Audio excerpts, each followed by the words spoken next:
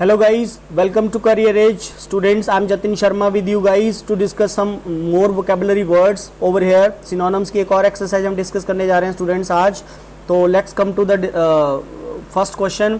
The same directions, same meaning यहाँ पे देना है students हमने, ठीक है. जैसे हमने previous videos में किया है तो हमें synonyms देना है जो यहाँ पे मेंशन है, that is same meaning. Same meaning means कभी भी आपको सेम मीनिंग लिखा हो डायरेक्शन, सो मीन्स सिनोनिम्स पूछ रहा है. अगर कभी फारदेस्ट मीनिंग बोला हो, फारदेस्ट या समटाइम्स एंटोनिम्स वहाँ पे लिखा नहीं होता तो फारदेस्ट या फर्देस्ट लिखा होता, तो फर्देस्ट या फारदेस्ट डायरेक्शन में गिवन हो सो इट मीन्स वो एंटोनिम्स पूछ रहा है, opposite words. But in this particular video we are covering synonyms exercise actually. So come to the word number first, that is temperate. Students temperate होता है जो बड़ा मीन्स मॉडरेट टाइप का होता है, ठीक है. मॉडरेट मतलब थोड़ा शांत रहने वाला. कूल वीकेंड से काम, वीकेंड से कामनेस को दिखाना. मॉडरेट यहाँ पे राइट डायरेक्ट सिनोनिम बनेगा. टेम्परेट कोई बड़ा हाई लेवल का वर्ड नहीं है स्टूडेंट्स, आना चाहिए आपको. सो टेम्परेट का मीनिंग होता है कामनेस, शांति रखना, पेशेंस रखना. So moderate can be the right synonym. Come to the word number second, virgin. She is a virgin. Virgin means होता है an, it means an unmarried girl. जो कुंवारी लड़की होती है, अनमैरिड गर्ल होती है स्टूडेंट्स, उसको विर्जिन के नाम से भी जाना जाता है. इंग्लिश में एक वर्ड है that is virgin, virginity. Okay, so virginity is to maidenhood. Maidenhood means unmarried girl को बोला जाता है. Come to the word number third, antique. जैसे हम बोलते हैं नॉर्मली, हम आपने सुना होगा, हम बोलते हैं बड़ा एंटीक पीस है. एंटीक होता है जो बहुत पुराने टाइप का होता है, ठीक है, ओल्ड फैशन्ड, एनिशियंट वीकेंड से. तो डायरेक्ट आंसर यहाँ पे ए बनेगा students. Antique is too old fashioned. Come to the word number fourth, insight. Insight का मीनिंग होता है स्टूडेंट्स किसी को एनकरेज करना, प्रोत्साहित करना, एनकरेज करना, नॉट डिस्करेज. डिस्करेज का ऑपोजिट हो जाएगा इंसाइट का, ठीक है.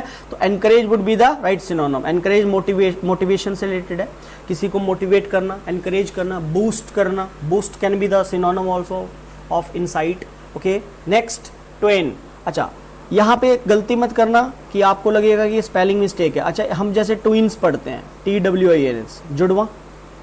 ट्विन सिस्टर्स होती हैं, ट्विन्स ब्रदर्स होते हैं, ठीक है. तो ट्वेन भी राइट स्पेलिंग है. ट्विन्स और ट्वेन सेम ही है. अगर आप डिक्शनरी में इनकी लिटरल स्पेलिंग को चेक करोगे तो they are mention TWAIN also and TWIN also, INS also.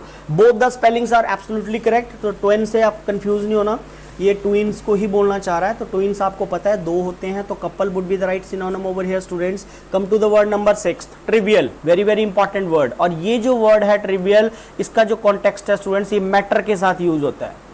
जैसे हम बोलते हैं this is a trivial matter. This is a trivial matter. Trivial एक ऐसी चीज होती है जो कॉमन बन जाती है, जो कॉमन बन गई है और आपको बोर कर रही है. This is a trivial matter means an unimportant, a thing which has become so common and therefore boring. जो कॉमन बन गई और आपको बोर कर रही है. तो यहाँ पे कॉन्टेक्स्ट के वैसे आप इसका मीनिंग ना अनइम्पॉर्टेंट भी लिख सकते हो. अब देखो, बोर तो वही चीज करेगी जो इंपॉर्टेंट नहीं है, जो अनइम्पॉर्टेंट है वही चीज आपको, बेकार जो चीज है वही बोर करेगी. तो यहाँ पे आंसर बनेगा यहाँ पे कॉमन प्लेस. अनइम्पॉर्टेंट यहाँ पे इसने डायरेक्ट मेंशन नहीं किया, तो कॉमन प्लेस को ही हम मार्क करेंगे क्योंकि unimportant is to common basically. Come to the seventh, zenith. Most important word, so many times exam में पूछा हुआ वर्ड है. जेनिथ बेसिकली स्टूडेंट्स होता है हाईएस्ट पॉइंट. ओके, तो इसकी जो सिनोनिम है और वर्ड मैं आपको दे देता हूँ. Peak can be the synonym of zenith.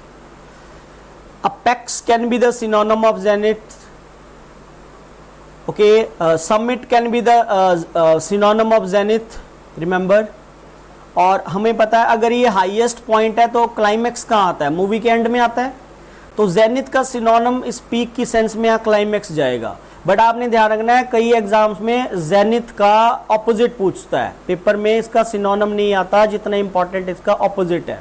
So you have to keep one word in your mind. Zenith highest point होता है, तो लोएस्ट पॉइंट के लिए स्टूडेंट्स एक वर्ड यूज किया जाता है दैट इज नादिर, NADIR. इस वर्ड को अपने माइंड में रखना, ये बहुत इंपॉर्टेंट वर्ड है. सो मेनी टाइम्स कॉम्पिटिटिव एग्जाम में जेनिथ का ऑपोजिट पूछा जाता है, सिनोनिम नहीं आता है. सिमिलर वर्ड भी I gave you 3 new words, that is peak we can say, apex we can say, summit we can say. यहाँ पे आंसर हमने क्लाइमेक्स कर लिया, बट जेनिथ का ऑपोजिट ये एंटोनिम है, ध्यान रखना आपने, that is nadir. Most important word. Come to the 8th one, that is trumpet. Trumpet basically students use किया जाता है प्रोस्टिट्यूशन के लिए.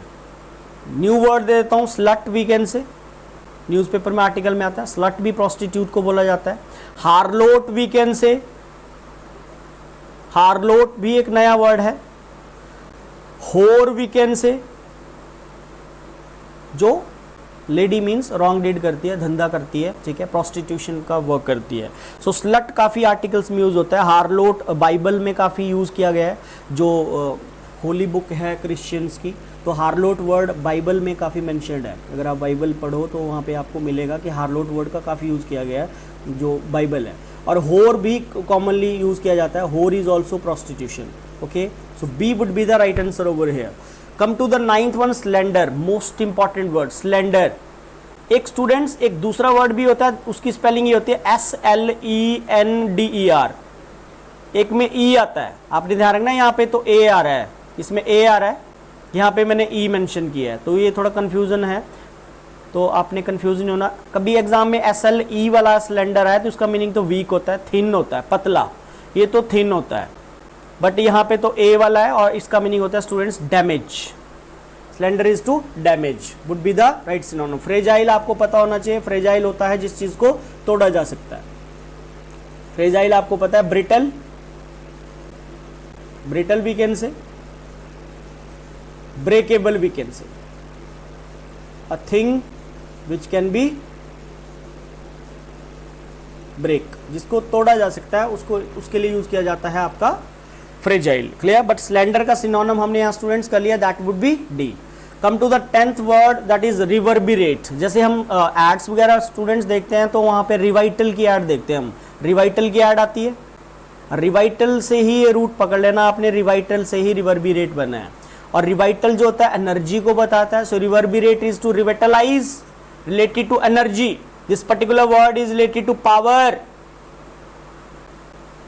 Strength, energy. So C would be the right answer over here. Come to the 11th word, that is revitalize. So revitalize is to vigorize. Vigorize क्या होता है student, जैसे Viagra, vigorize इसी से बनाया, फिर पावर को बताते हैं वर्ड, ठीक है, एनर्जी को बताते हैं। So vigorize would be the right synonym of revitalize. Come to the 12th one, that is wearisome. अभी मैंने आपको पीछे लास्ट वीडियो में भी करवाया था स्टूडेंट से, वर्ड wearisome होता है टायरसम, बेसिकली थकना, exhausted, to feel exhausted, EXHAUSTED, exhausted we can say. So the right synonym would be tiresome over here. Tiresome is the synonym of wearisome. wearisome is to exhausted, tired से बन गया students. Come to the 13th, undaunted.